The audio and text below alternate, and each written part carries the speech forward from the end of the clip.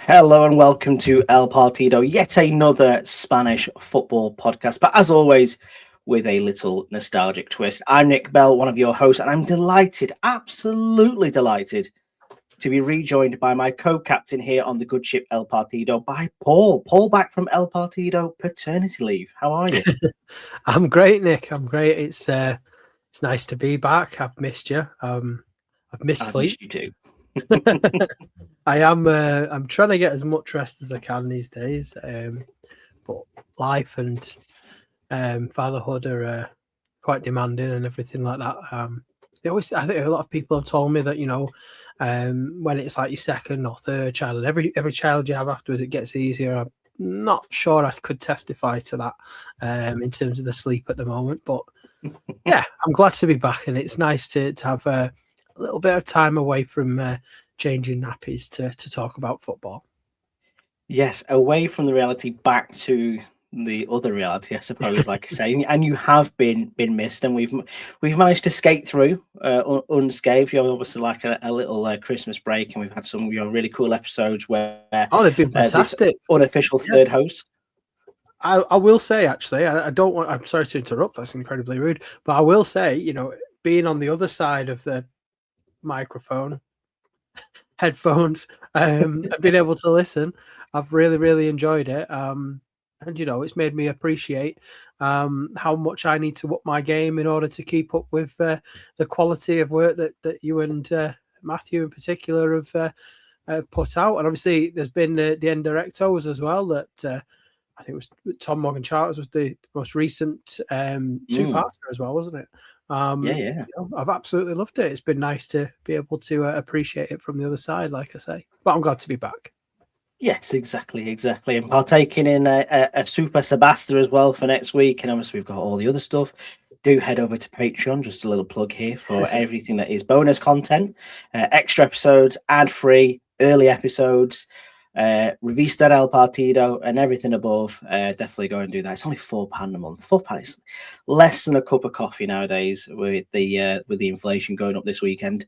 But alas, we're here to talk about an episode, and to ease you back in, Paul. We didn't want to do anything too heavy lifting in terms of like history or artifacts or stories. So we thought we'd go with one of our 11s, and we love doing these 11s, don't we? We've done French 11s, Brazilians, Argentines, Premier League, Hombres de Barclays 11s. And with the mental chaos that we saw at the Afcon final this weekend, we've taken this as a grave opportunity to jump on the bandwagon. And we're going to do an African La Liga 11, Paul, which, on reflection, harder than I thought. Yes. I think I texted you earlier saying my team is quite top heavy, like very rich in the midfield and forward options, but quite difficult to select quality in defence, I'd say. So it'll be interesting for us to be able to compare notes during the course of this. And what I would say as well to anybody listening, I would absolutely love to hear your African La Liga 11s. Like, leave it on the YouTube comments or hit us on social media or whatever it is that you're supposed to say at this point. But I struggled with this 11 that I put together, and obviously I think you're fair to say that the messages we exchanged, you found it difficult as well. So yes, if anybody's got an alternative to what we produce here, then I really do want to see it, because I feel like it was quite a challenge, this one. Well, I think on this one as well, Paul, usually we argue the toss, don't we, and say like, oh, my player's better than your player, and we usually got a third person here with Matt who would be contributing his player. And I think on this one, let's try and build a head-to-head for each position, and then let's stick it out on the social medias. I sound really old when I say the social medias, and let the listeners decide who gets to go into our African La Liga 11 as well. So I think that might be quite fun. Yes. Before we do dive into it, I don't know if you managed to catch any of Afcon. Obviously, in Morocco, there is a small link here because obviously Morocco are one of the co-hosts of the 2030 World Cup. Casablanca was in the running for the final, but I don't know if you saw the scenes on Sunday. It got a bit wild, didn't it? Yes, I caught the headline moments of the tournament. I'll say that. I wasn't able to. Well, I've not been able to watch much football over the last few weeks, to tell you the truth. But I catch. Glad you didn't watch any on Saturday. Yeah. Unfortunately, I was subjected to the second half at least of that, and on Tuesday night as well. But the less said about that, the better. So anyway, if you know, you know. Yeah, it was absolute chaos, wasn't it? Which part of me likes, on the one hand, because that's what I want to see drama at these big tournaments. But on the other hand, part of me is really upset as well because it's like, why is it always Afcon that has these moments where, you know, it gives people the opportunity to poke holes in African football and everything, and you know, I would want to see such drama and chaos at, you know, one of the more arrogant tournaments like a Euros, for example. That's just maybe me because I just want to sometimes see the more arrogant people in the world. I've one stuck up at them, but with regards to the Afcon stuff, yeah, it was chaos. I don't really know what to make of some of the conspiracy theories as well about, you know, the some of it does look quite blatant manipulation, doesn't it, of things. But the less said, the better, I think, from a litigation point of view.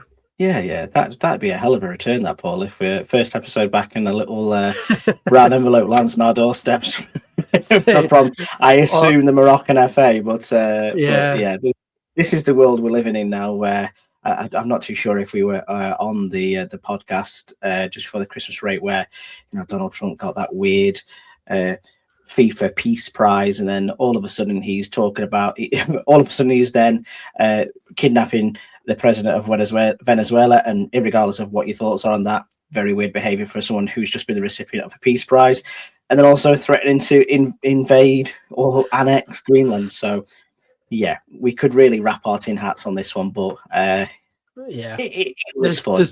Absolutely, and there's definitely people now screaming "stick to football." So I think that's probably the safest thing for us to do from a lawsuit point of view. Yes, absolutely. And like I say, to be fair, we speak about this African 11, we go, oh, it's quite difficult actually. A lot of players, you know, from the continent in Africa have represented, you know, various different clubs at various different levels and successes in La Liga and Spanish football as well. Yeah. I've got, you know, 11 really, really interesting footballers who all seem to have their own sort of dynamic as well. And I'm sure you do too.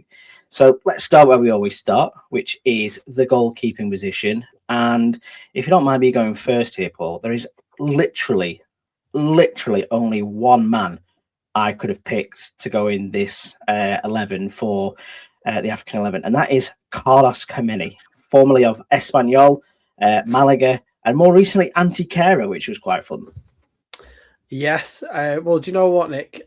Before you said live as we were recording that we wanted to go head to head, and now that I've got to look for an alternative, I would say that Carlos Kameni was my choice as well. Not least for the fact we don't have to go for every position. We can unanimous say Kameni is the number one, unanimously agreed. Yeah, let's do that because that's a lot easier because of he was the absolute standout for me. And I would say as well, like we did mention him a while back. When I say a while back, it was a while back in time, but not that long ago in episode when we talked about the incredible own goal. Yes. So he's congratulations to him. He's made 2 appearances on El Partido. Just once more mentioned for a hat trick, and you know, there's only really, I think it's fair to say, the standout man for appearances on this is Manuel Pellegrini. So you know, yes. We'll deliver a hat trick ball, won't we, to everyone on their 3rd mention of the podcast. We will, though I still think Manu will still be quite upset with the idea that you didn't name your second-born child after him. But, let's not digress away from Carlos Kameni. You mentioned the goal he conceded. I suppose this is maybe a bit of a moment for, reflection and potentially redemption for Kameni, because, when he was at Espanyol, he, signed back in 2004. He just became one of the safest pair of hands in La Liga. At a time when you've got Iker Casillas, you've got, sort of like a young Victor Valdez about to take the mantle from, what's a Turkish keeper called? Recep something or other, if I remember rightly. Yeah. And basically, he sort of like set himself amongst the rest with just this series of absolutely brilliant performances. Went on a bit of a cup run in the UEFA Cup with Espanyol, helping them reach the final. Ultimately, it came down to penalties. So, I'm not saying it was his fault, but, it's one of them. They go in.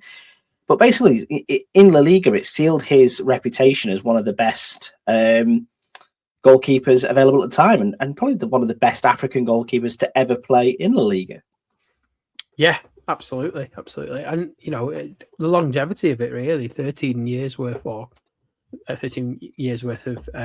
seasons spent in Spain, 300 plus appearances, memorable moments. I always thought as well, like, it was good for, I think it's nice when you have a goal. Oh, nice. It's great when a goalkeeper's got a bit of a personality to him, a bit of a character. And I felt like he certainly was as well. I mean, reliable pair of hands, safe hands, I'd say, with the exception of that one own goal, obviously, though. But that doesn't define a person, does it? Which, again, he conceded whilst playing for Malaga. He was part of that Malaga side that, would go on into, infamy. We did an episode on that Malaga side that reached the Champions League quarterfinals. He wasn't sort of the main man at Malaga. He was behind Willy Caballero, wasn't he? But still a legend on the Costa del Sol. Yeah, somebody had to contend with Willie for first spot, and fair play. Yeah, why not him? I can't see. Look, I know we said I can't see us selecting anybody other than him for the position of keeper in this 11. Now, do we have a hands up? Here is our moment to admit. Can you think of anyone else that could go in goal for this 11? Because I am absolutely stuck for a La Liga goalkeeper from Africa for this one. Well, there's Yassine Bono, but I mean, true, from Morocco. As much as I liked as well, to be fair. Yeah, as much as I liked him, I don't think he can hold a candle to Cavani in terms of the nostalgia and the legendary status required to. I certainly would rather have Bono in goal in terms of shot stopping, but we're here for different reasons. We're looking for something else from our keeper, aren't we? We're looking for almost cult hero status. So, no, absolutely. And answers on a postcard. If anyone else listening, reply to our tweet. We'll put if you know an African goalkeeper that could also come in here and compete with Kameni and with Bono, then please do let us know. Moving forward, then, Paul, let's start to have a look at the defensive line. I believe I've gone full Mike Bassett for this episode, so I'm going 4-4-2. So I've got a right back, two centre backs, and a left back. Do you have something similar, or have you gone for a back three, given how you've alluded to it's attacking heavy side? It is more of a attacking heavy side, and to be fair, some might argue that the second one, or the second of the centre halves that I've got, also played defensive midfield. But then I would go back to you and say, well, at least two of the central midfielders I've got played centre half occasionally. So don't at me, bro. So I have a full back and two centre halves. I'm on board. You are the manager in this scenario, Paul, and your tactics are revolution. If you're going full Thiago Motta, yes, I've gone 3-5-2. So who are your? Let's start with centre backs then, because to be fair, my right back and left back are not controversial, but they are unique. So let's start with the centre backs. Who have you gone for? So I've gone for two players who spent a lot of time at playing for Deportivo La Coruña, mid 90s to early to mid 2000s. So we have Noureddine Nabat. I also went with Noureddine Nabat for Depor as well. Like you say, 8 years at Depor he had. Really calm presence in the centre of defence. He was a starter in that fantastic La Liga title-winning side in 1999. The only league championship that they won at the time. Later as well, obviously being part of that fantastic Champions League semi-final 2 against AC Milan, where basically the remontada back at the Riazor and absolutely putting it to Ancelotti's boys. Like I say, I just think when you remember back to him and he just how he played, a bit ahead of his time really for a centre back. Centre backs during the 90s and the early noughties were expected to be, for want of a better word, very Tony Adams, very Martin Keown, very hard-faced, very, even in teams like Real Madrid and Barcelona and Spain, your Pujols and such, but they were, tough boys. Whereas Nabat had a bit of a guile about him. He was quiet. He knew how to read the game beforehand. He was consistent. He was very controlling of the ball as well. And I just think that separated him massively from a lot of his competitors. Yeah, a leader. He got obviously a La Liga title and Copa del Rey as well. Yeah. So like you say, he's a a multiple trophy winner. So definitely deserves to be in that side. My other centre back, maybe not as glorious, if I'm being perfectly honest with you, but I did like him when he first came to Spain, and that is Eric Bailly, obviously for Villarreal. So I toyed with Eric Bailly, and I talked myself out of it because he played for Manchester United.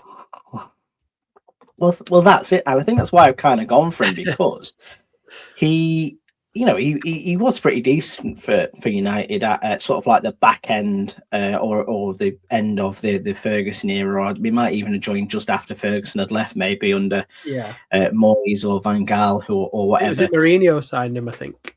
Was it Mourinho brought him in? Yeah. So again, he recognises the skills. But when he went to Villarreal, he kind of went on under a bit of a dark cloud, like he'd been frozen out at Manchester United. He sort of like wasn't good enough for them at a time when they weren't good enough themselves. And it was like, clearly not good enough. But when he came to Villarreal, he was really one of the most reliable centre-backs at that time. Unfortunately, injuries would come to hamper him. And he's obviously still playing in Spain at the moment, not massively successfully for Real Oviedo. But at his peak, he was a really, really strong centre-back that not only was great with his rhythm and his again, more control, he was just good at being a proper intense centre-back. And, for me, he will never be classed as one of the best African centre-backs ever, but certainly that small period of time at Villarreal, he was certainly up there. Yeah, I think he's a quality player. Does he have the longevity to have been? Yeah. Okay. Probably not. We're talking maybe. Could he fill that left hand side though? He of could. The two defenders, does he fit that bill? You win on that one. What a clown! I'll take the small victories. Let's put it down to lack of sleep and everything. Yeah, like that. baby brain. In what full I can action. tell you is, in my honourable mentions, though, I have got other centre halves that I could potentially have included. But then I have actually got one that did play, and this is the one I was talking about before, that played central midfield and also filled in centre back. And he was replaced by Steven Nzonzi at Sevilla. It's Stefan Mbia. Now he's more of a defensive midfielder, but he could play centre half. Yes, I remember him signing for. Was it for QPR? I think he ended up at one point. I'm sure I've I'd have got to a double feeling check that I that. actually saw him play for a Russian side against Wigan in their Europa League run in 2013. Like, Potentially, yeah. was it Yeah, I'm Russian gonna have or to go was back it? and check that. No, it wasn't. Was it? Were they Russian? But it's got to be like a Ruben Kazan or something like that, hasn't it? Ruben Kazan was the team that they played against. They played, was Yeah, it yeah. Maribor, Ruben Kazan, and Zulte Waregem were the three sides that they were drawn against. So, and then I did also have, so I had Eric Bailly, but then I crossed him out and put Manchester United, no. And then the other centre half I thought about, but it's a bit too recent, so maybe he doesn't get in on recency, is Mukhtar Diakabi. Well, no, I don't mind that one either. To be fair, I think you know I've got recent in here as well. And technically, you know, one of these chaps can play at centre back too. So if we decide to offer up a trio and sacrifice a right back and left back for more attacking options, which I think might be the case, then we could throw him in here. I've gone with Getafe legend Alan Nyom, obviously former Watford player. Guaranteed yellow card in him. Absolutely. Puts his body on the line is what I'm hearing. Puts the other person's body on the line. Yeah, exactly. And like you say, I think he, you know, when you think about Getafe under Bordalas, the success that they're having right now, you know, he's very much a bit part player. But even going back a few seasons ago, you know, when Getafe finished, I think he was 5th in the league and qualifying for Europe, he was also a part of that squad that did that, which was just so like mental that could happen for a club like Getafe. Functional, physical, disciplined. He's got it all. He's a bit unique and still going as well. And then the other player I've gone for didn't really, to be honest, play in the Liga that much. I've gone for Achraf Hakimi, who, you know, he was part of La Fabrica. Yeah. Came and broke through under Zidane at Real Madrid. I think he played like less than 20 appearances. Good rotation option, but obviously went on to have a fantastic career after leaving Real Madrid. I think he went to Dortmund first and then into Milan. Now he's at PSG. So, you know, clearly he's a quality football player. Apparently knows how to get divorced without it costing him a lot of money as well, because he put everything in his mum's name, apparently. So, yeah, but I don't know if he counts for this one, Paul. I actually have gone for Achraf Hakimi as the one fullback that I had, pure and simply because I was really struggling to find somebody that I could at least say that, you know, I'd seen enough of in the Liga to make a judgment on. And like I say, what good am I though? I got my notes confused and. Because do you know what it was? Because we started off by saying, "Oh, well, you know, we'll get him." And what we did last time is I had first choice, and then halfway through it, I thought, "No, I'm just going to go full on single 11." And rather than crossing him out, I've actually there's 12. There's actually on my list of names of who I'd have in it. There's 12 on the list now because there's Senghor and Cavani, and then there's Hakimi, Neighbour, and Bia. So. I won't say the other players in the team just yet, but what a phenomenal return I have made. This is like when Kameni got beaten by. I don't know if it's probably worth us just pausing now and restarting that bit from when you asked me what my centre half is, because nobody's subscribing to this Patreon. Like I say, we can always do some fast editing on that one there. So yes, I've gone. Oh, good choice in your defence there, Nick. Yeah, I've gone with. I have gone with Achraf Hakimi. I have gone with. It's not doable, is it? It sounds so natural. Well, shall we go on to our midfielders? Because, like you say, obviously we're not going to pick the head-to-head now. We're going to put all those names, including the goalkeeper at centre back and the centre defensive midfielder at centre back, as an option for everyone to pick at home. Yeah. I've gone for an absolutely sensational midfield trio here. You know what? I'm also in a bad headspace. Well, I said at the beginning of this podcast, I've gone 4-4-2. I've not. I've gone 4-3-3. It's all gone Pete Tongue. Yeah. Anywho, I don't know if we need to. I don't know if we need to scrap this one and start again. You know what? I'm sticking with it because this represents all the chaos of an Afcon. in a podcast as well. We're bringing that level of chaos, Paul, alongside it. So for my fucking three, I've gone with Yaya Toure at Barcelona. Yeah. I've gone with Michael Essien on loan at Real Madrid in that season, and Mo Sissoko at Valencia. I think that is a combative midfield. Yes, I didn't go with Essien because he was only here for a very short time, but I did go with Yaya Toure. I had Sissoko in my honourable mentions, but I did include Seydou Keita, who obviously was competing and kept Yaya Toure out of the team for a bit at Barcelona. Mamadou Diarra at Real Madrid as well. I have him in my honourable mentions as well. Bit of an unsung hero. 2 La Liga titles, though. In an era as well at Real Madrid when they weren't the Galacticos, were they? They were a team built on 2006, solid footballers. 2011. It was it wasn't. It was a bit more of a graft.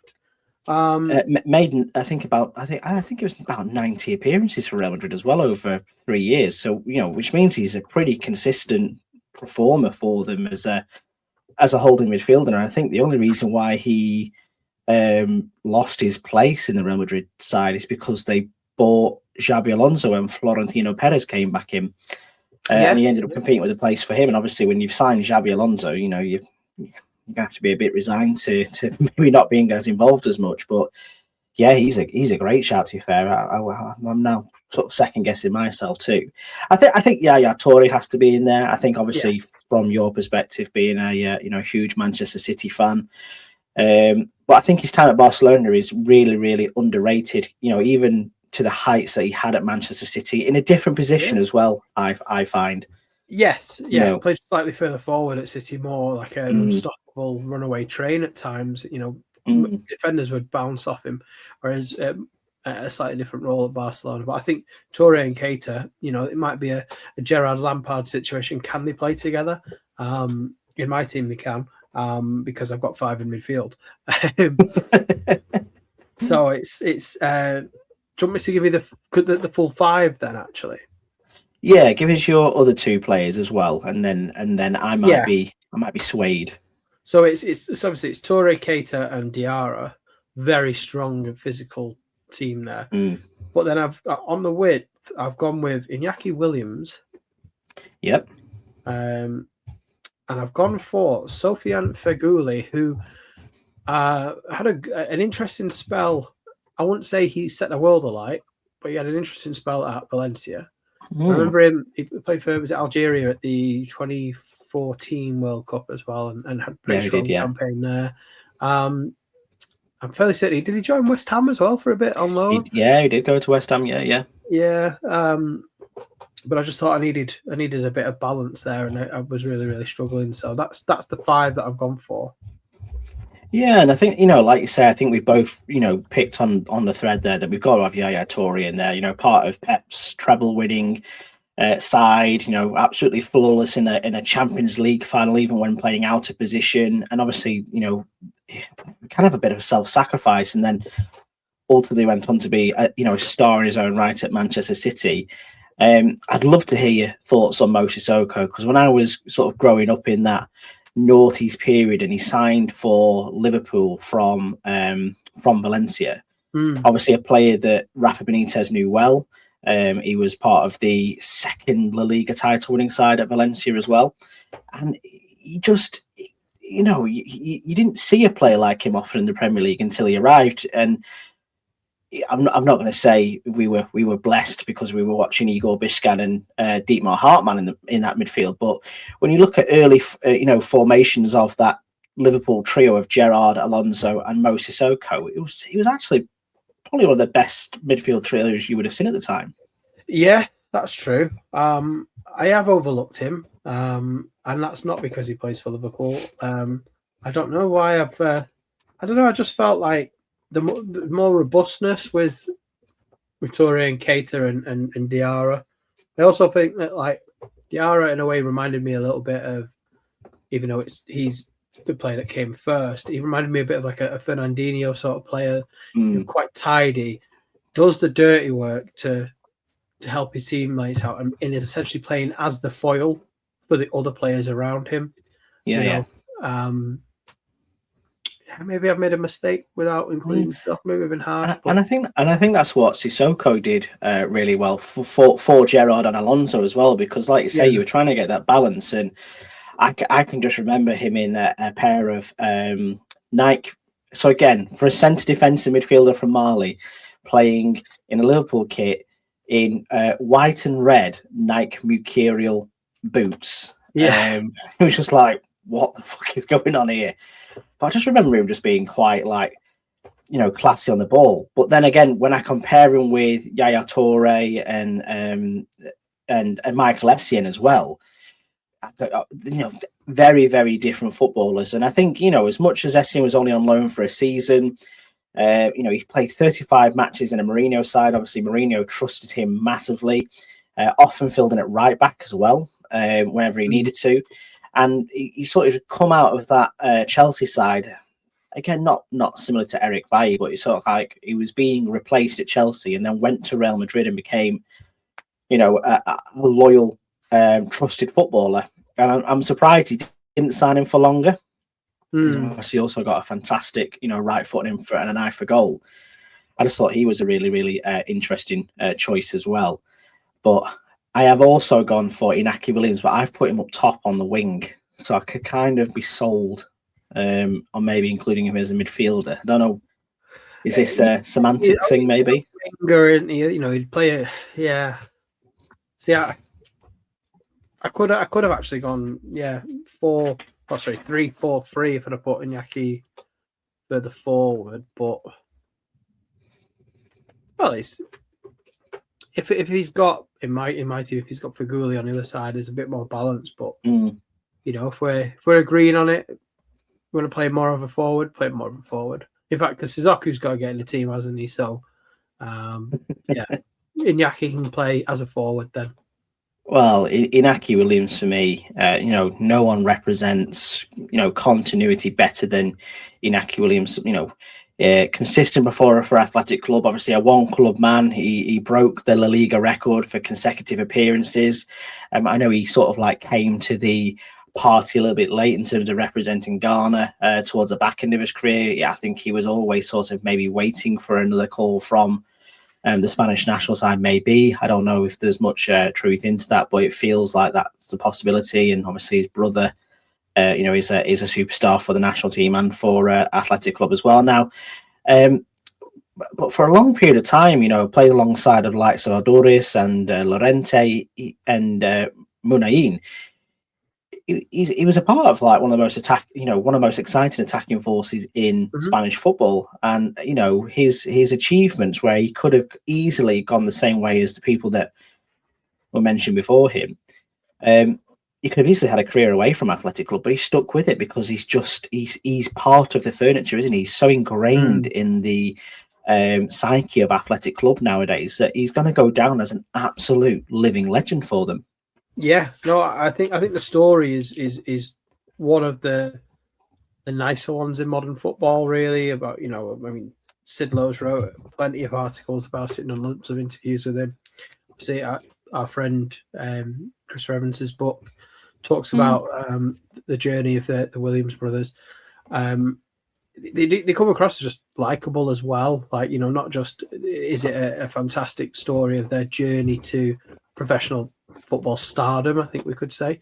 But the way that Iñaki was almost a parental figure for his brother, and Iñaki's obviously said that he's chosen Ghana because that's where he was born, and he appreciates the journey that his parents went on to arrive in Spain, and he feels that it's a connection that he needs to maintain. Likewise, though, Nico's obviously made his choice with Spain, and it's, I think it's interesting. I can't think of, apart from maybe the Boateng brothers, I can't think of many other siblings that have played for separate national teams in like the last 25 years. You had obviously Kevin Prince Boateng and Jerome. Jerome played for Germany, didn't he? And Kevin Prince.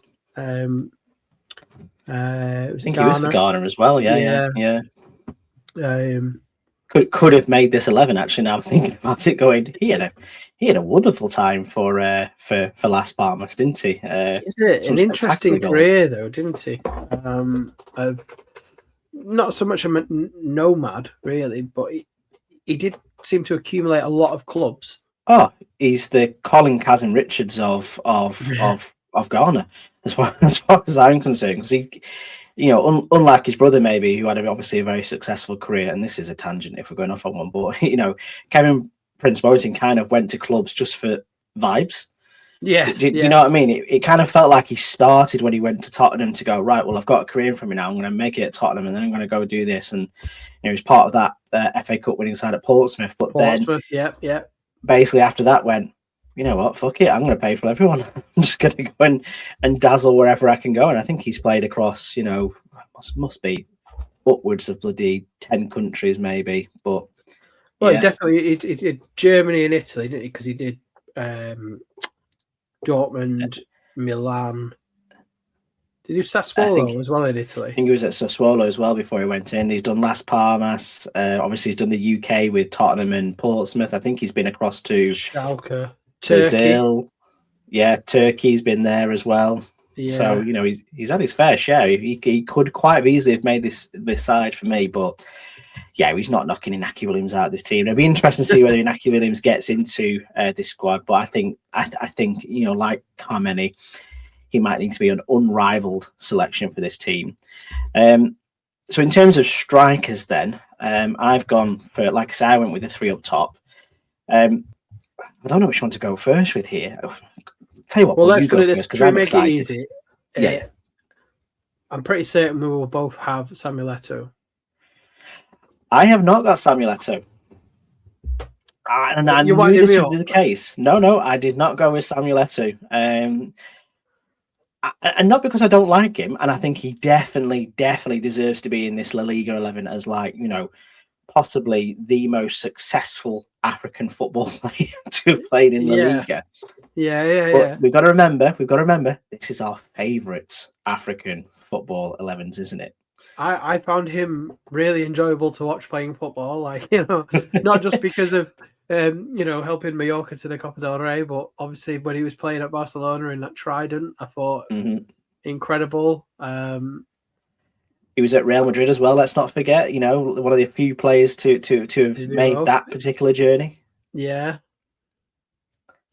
It's hard to argue, but let me raise you this one. So I'll go with the lesser one because I don't think this one will beat it. However, I am a huge fan of all things Benny McCarthy. And I think obviously he's quite a unique choice being South African. And you don't hear of many South Africans. I think the only other one that played in Spain for a long period was Quinton Fortune for Atleti in the early noughties. I think he had like 5 years in Madrid. But Benny McCarthy at Celta Vigo was like, this was his arrival in Europe as a top striker, and being part of that Euro Celta side, helping Celta reach the UEFA Cup quarterfinals, going on to be a Champions League winner under Jose Mourinho at Porto, and then when he rocked up at Blackburn and playing alongside Giovanni Ronda, I was like, this is great. And even to this day, still revered as one of the best striking coaches you can get in the market. I think he was at Manchester United underneath Amorim. I don't know if he's been turfed out under the new system now, but very, very well respected as a coach as well. But so he was just my vibe. I just really liked him at Celta Vigo. I do like that. I do like the story that with that. I'm not sure he can keep Samuel Eto'o out of the team, but there's other spaces, isn't there?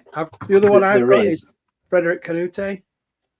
I've also got Frederic Kanouté as well, and I would be happy to maybe let Benny McCarthy go if I can keep Frederic Kanouté in this side, because I remember Freddie Kanouté growing up, and for some strange reason I've got in my head that I always used to like reliably.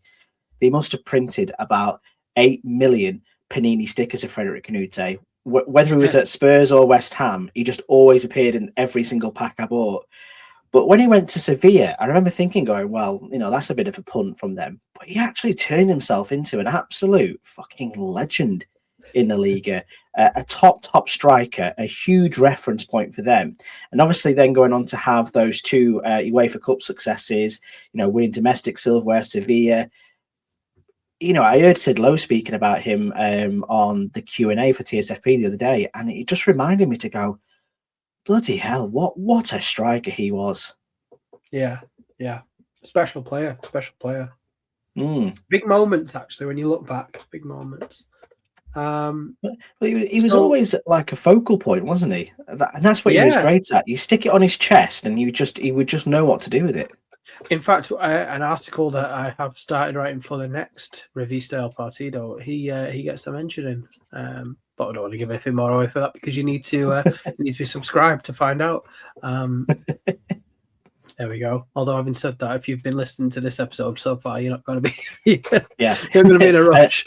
Unless Nick's done an incredible job of editing. Hey, I think we've emboldened and harnessed and portrayed, like I said before, the chaos of Afcon in this. So I'm all for it. And I think, to be fair, this side here is starting to look very much like that. But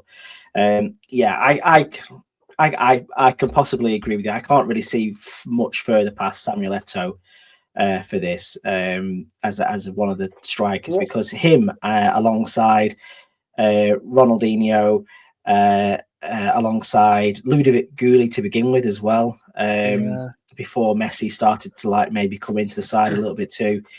He was just a goal machine for Barcelona, wasn't he? He was. Here's a weird one for you then. What if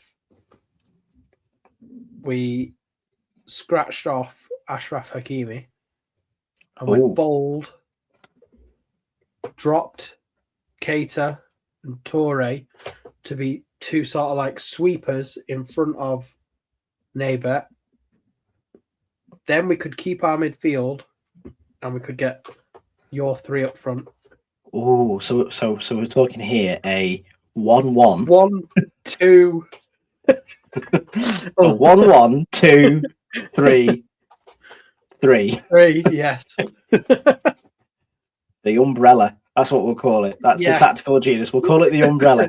You know what? I'm not against it at all. And again, it does remind you of sort of like the absolute madness that you could get, and it usually is some, not unknown, but sort of like long serving Central European manager from like Germany or Austria or France, who would then have managed his 19th African side at Afcon, and he's decided to just go all out and play some absolute mad formation. I'm for it, but ultimately we're gonna have to let the people decide on this one, Paul, because there's plenty of options here. Loads of honorable mentions as well. I really, for some strange reason, wanted to try and get Bebe into this side. Obviously, plays for Cape Verde. Yeah, which is that classed as Africa, or is it just a Portuguese overseas territory? Well, they play in Afcon, and they are a country in their own right. They've qualified for the World Cup as well, so they are. They're more of a mid-Atlantic geographically, though, aren't they? Oh yeah, they're not near Africa really, but it'd be a bit of a push. And then I also thought as well, for some bizarre reason in my head, I was like, oh, I can't wait to get JJ Okocha in this side. Never played in La Liga. That's like a Mandela thing I've got in my brain, where I was like, he definitely played in La Liga. Nope. No. PSG, Bolton, and Hull. I just think, how good would he have been in La Liga? Be exciting. A lot more. I mean, let's not distract me by talking about how enjoyable JJ Okocha was to watch as a footballer. He was a guy like, FIFA probably 01 or 02 or 03 or whatever it was, and you'd get him on your team and you'd try and do a rainbow flick, and when they first put the rainbow flick in the game, I would, personally for me, I would love to see him in a Barcelona shirt, because I think, at that time when, they were signing Ronaldinho's and such, he would have been a very interesting football player to watch in Spain. I think he would have thrived as well, but yeah, we're down another rabbit warren here. So Your choices are for if you want to pick it, and obviously if you are listening at home, do put your comments in on, you can comment on Spotify or YouTube and let us know anyone we've missed out or anyone that you would recommend. But you've got Carlos Carmeni, you've got Atraf Hakimi, you've got Nurian Neibat, Eric Bailly, you've got Alon Neom, it's a bit of a rogue inclusion, Yaya Toure, Seydou Keita, Michael Essien, Franguli. I'm trying to remember them all now. Franguli, Inaki Williams, Samuel Eto'o, Mohamed Diarra, Momo Sissoko, Frederick Canute, Samuel Eto'o, and Benny McCarthy to pick from. That is a good squad. It is. Yeah, it is. It is. It is. And plenty of honourable mentions as well. I still feel like, look, if you are listening to this, you're going to have to go with the umbrella formation because there's just too much good talent up front and in midfield to leave out. No, I agree. Realistically, if you've got Toure and Keita and, Diarra and Neibat, that's enough. There's enough there and you'll outmuscle anyone. Yeah, it's a solid spine, isn't it? It's a solid spine. But yes, no, that was fun, Paul. Like I say, a good chance to reminisce on Afcon and the chaos of, a good chance to think about, some players you wouldn't necessarily usually think about when it comes to La Liga. So hopefully everyone at home has enjoyed that as well. It has been absolutely brilliant to have you back, Paul. Thank you. You have well and truly been missed on El Partido, and obviously we've got all the new stuff for you to get your teeth involved in as well. We've got, like I say, the Patreon. We've got a Substack as well. Yes. We've got all sorts of famous people on our Substack profile, Paul. I don't know if I've managed to share that with you yet, but lots of nice names popping up on there. So every Monday we'll have the Column des Lunes, the Monday column, and we'll hopefully get something written for there next week. Is there anything else we need to plug right now, Paul? There's quite a lot. There's obviously there's Patreon and everything that comes with it. Like you said, the Substack, and then it's just be nice, leave us a review, and give us a fun. Don't judge it just on this episode though. Judge it on the other ones, on the deep dives, and if you've got any ideas or any topics you want us to cover, let us know as well, because we do have a long list of ideas and plans that we've got together, but we're also we like to know what the people want, and there's been a couple of people that have said, really enjoyed when you did this particular type of episode, will you do more of that? And yes, we will, but if you don't tell us what you like, we don't know what and we'll just end up doing what we like, which is chaos. So yeah, exactly. All part of the fun. And if you are listening to this podcast right now on Spotify and YouTube and you think, I'd quite like to listen to another episode of El Partido, well, I've got two choices for you. Either go back and listen to some of our older episodes if you're new to this, or, like we've already mentioned, go to the Patreon. You get early access and ad-free episodes of next week's episode, all about David Beckham joining Real Madrid. So that's going to be a really exciting one, joined by Beckham superfan Luke Chambers for that one. And yes, that'll be out on the Patreon early release ahead of time. But for now, I'll say thank you so much to you, Paul, for joining me once again. Welcome back. It's been an absolute pleasure. Oh, thanks. It's been great to be back. And let's see what the next one brings.